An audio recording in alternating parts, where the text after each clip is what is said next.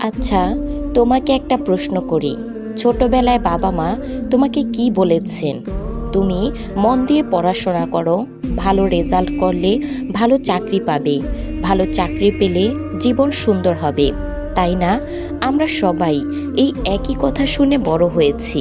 বইয়ের ব্যাগ কাঁধে নিয়ে স্কুলে গিয়েছি, পরীক্ষায় ভালো নম্বর পেতে রাত জেগে পড়াশোনা করেছি, বিশ্ববিদ্যালয়ে ভর্তি হওয়ার জন্য জান বের করে দিয়েছি, কারণ আমাদের বলা হয়েছিল পড়াশোনাই হলো সাফল্যের একমাত্র রাস্তা।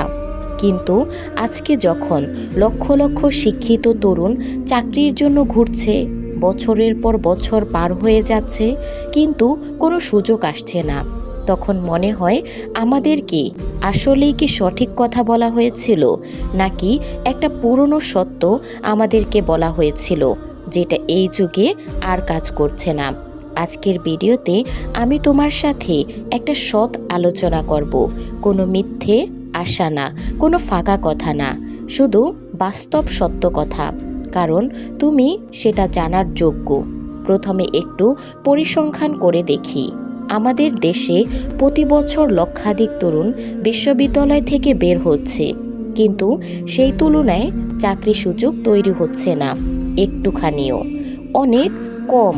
ফলে যা হচ্ছে, একটা চাকরির বিজ্ঞাপন বের হলে সেখানে আবেদন করেছে হাজার হাজার মানুষ, একটা পোস্টের জন্য প্রতিযোগিতা করছে হাজার জন। এই অবস্থায় শুধু সার্টিফিকেট দিয়ে এগিয়ে যাওয়া কখনো সম্ভব নয়।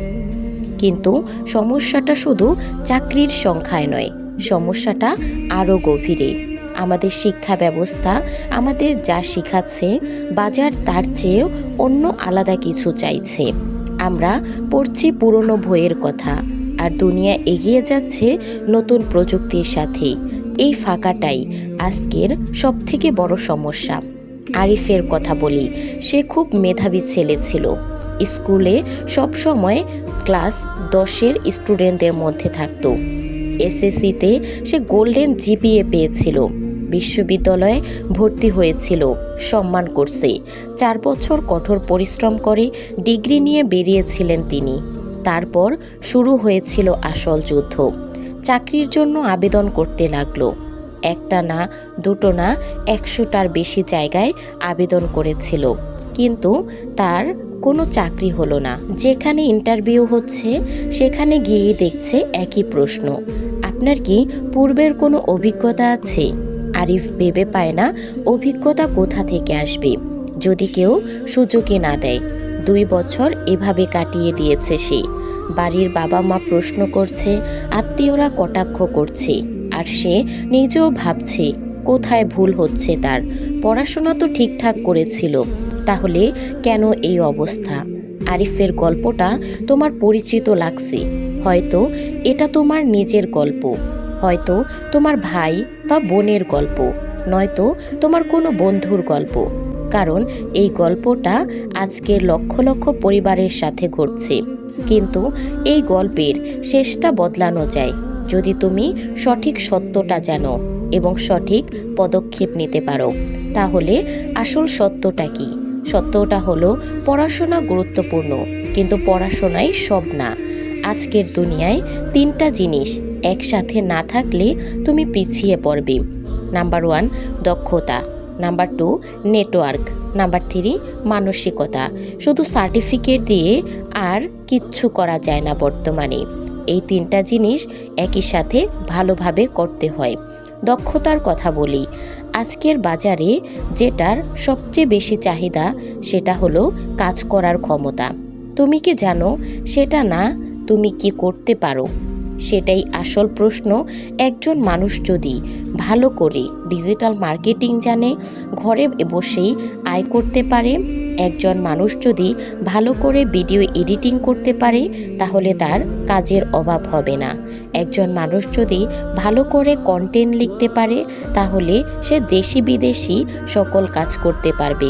এই দক্ষতাগুলো কোনো বিশ্ববিদ্যালয়ে শেখানো হয় না, এগুলো তোমাকে নিজে থেকেই শিখতে হবে। ইন্টারনেটে হাজারো বিনামূল্যের রিসোর্স আছে, ইউটিউব টিউটোরিয়াল আছে, বিভিন্ন প্ল্যাটফর্মে কোর্স আছে।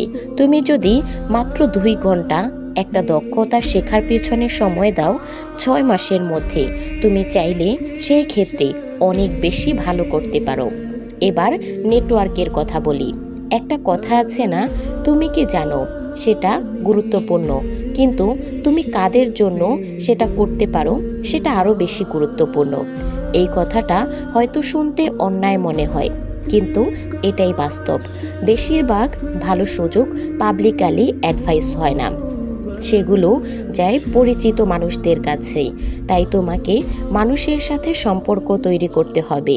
তোমার ক্ষেত্রের মানুষের সাথে যোগাযোগ রাখো, লিঙ্কডইন ব্যবহার করো, বিভিন্ন অনুষ্ঠানে যাও, নিজেকে পরিচয় করিয়ে দাও, মানুষকে সাহায্য করো।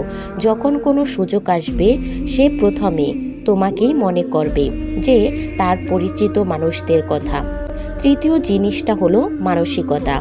এটাই সবচেয়ে বেশি গুরুত্বপূর্ণ, কিন্তু সবচেয়ে কম আলোচিত।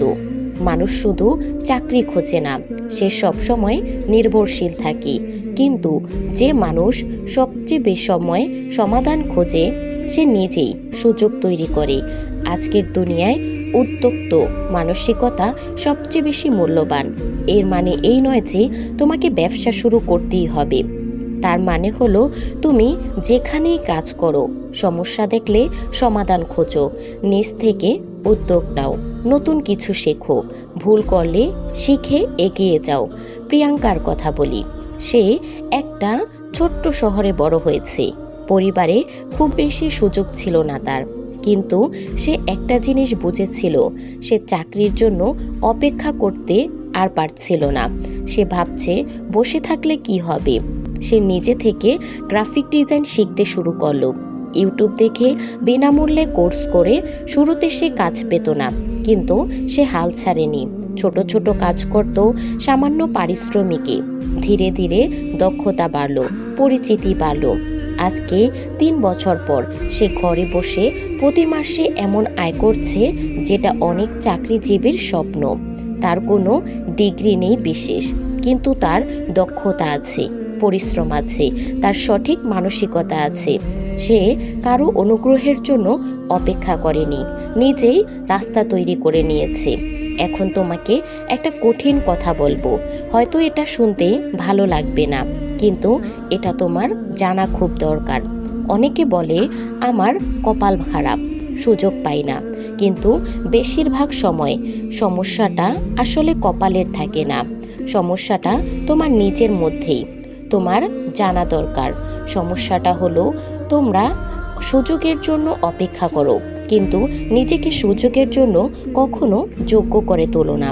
প্রতিদিন কত সময় আমরা নষ্ট করছি সেটা একবার ভেবে দেখো। যদি সেই সময়টা নিজেকে তৈরি করার জন্য কাজে লাগাতাম, তাহলে আজকের অবস্থা অন্যরকম হয়ে যেত।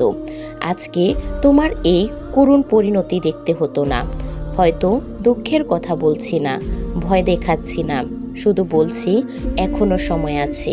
আজকে যদি শুরু করো, 1 বছর পর তুমি সম্পূর্ণ অন্য জায়গায় থাকতে পারো। তাহলে এখন কি করবে? 5টা সুনির্দিষ্ট কাজের কথা বলছি, যেটা আজ থেকে শুরু করতে পারো। প্রথমত, নিজেকে জিজ্ঞেস করো তুমি আসলে কিসের জন্য ভালো আর কিসের জন্য আগ্রহী। শুধু টাকার জন্য করতে পারো, নাকি মনের টানে কাজটা করতে ভালো লাগে সেই জায়গাটা খোঁজো। কারণ যে কাজে মন লাগে সেই কাজে পরিশ্রম অনেক বেশি সহজ হয়ে যায়। দ্বিতীয়ত, সেই ক্ষেত্রে একটা নির্দিষ্ট দক্ষতা বেছে নাও এবং প্রতিদিন সেটা শেখার জন্য সময় রাখো।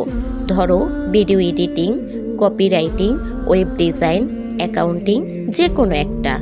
এইসবে সব একসাথে শেখার কোনো প্রয়োজন হয় না, একটা বিষয় গভীরে যাও। তৃতীয়ত, ছোট থেকে শুরু করো। বড় সুযোগের জন্য অপেক্ষা না করে ছোট কাজ দিয়ে শুরু করো। প্রথমে কম টাকায় কাজ করো, অভিজ্ঞতা নাও, পোর্টফোলিও তৈরি করো। এই ছোট শুরুটাই একদিন বড় হবে। চতুর্থত, অত্যন্ত প্রতিদিন একজন নতুন মানুষদের সাথে পরিচয় করো। তোমার ক্ষেত্রে সোশ্যাল মিডিয়ায়, কোনো অনুষ্ঠানে, যে কোনোভাবে সম্পর্ক তৈরি করো। মানুষকে জানতে দাও তুমি কি করতে পারো। পঞ্চমত, প্রতিদিন নিজেকে প্রশ্ন করো আজকে আমি কি শিখলাম? আজকে আমি কি গতকালকের চেয়ে একটু বেশি ভালো করেছি? এই প্রশ্নটা তোমাকে সচেতন রাখবে এবং প্রতিদিন এগিয়ে যেতে সাহায্য করতে পারে।